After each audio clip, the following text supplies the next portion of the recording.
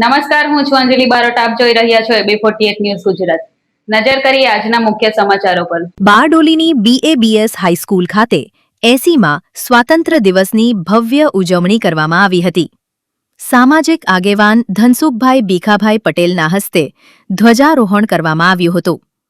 આ પ્રસંગે શાળાના NCCના વિદ્યાર્થીઓ દ્વારા ભવ્ય પરેડ યોજાઈ હતી. બારડોલીનોની BABS હાઈસ્કૂલમાં સ્વાતંત્ર્ય દિવસની ઉજવણી દેશભક્તિના માહોલ વચ્ચે કરવામાં આવી હતી.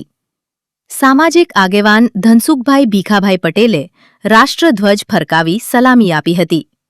ત્યારબાદ NCCના વિદ્યાર્થીઓ દ્વારા શિસ્તબદ્ધ અને આકર્ષક પરેડ યોજવામાં આવી હતી.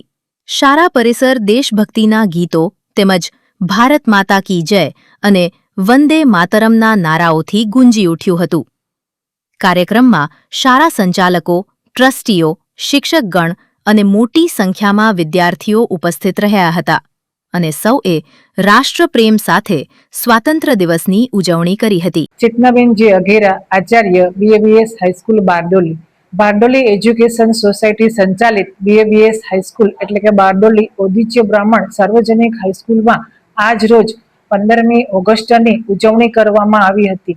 80માં સ્વાતંત્ર્ય દિવસની ઉજવણી નિમિત્તે શાળામાં શ્રી ધનસુખભાઈ ભીખાભાઈ પટેલ કે જેમને ધ્વજારોહણ તરીકે બોલાવવામાં આવ્યા હતા, તેઓ ગોવિંદાશ્રમ સંચાલિત અંબિકા નિકેતન મંદિરમાં ટ્રસ્ટી તરીકે કાર્યરત છે. આ ઉપરાંત બારડોલી નાગરિક બેંકમાં વાઇસ ચેરમેન તરીકે પોતાની સેવા આપી રહ્યા છે.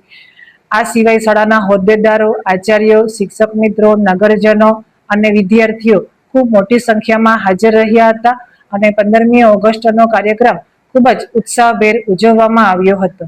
બારડોલીથી પ્રશાંત પટેલ, AB48 ન્યૂઝ ગુજરાત.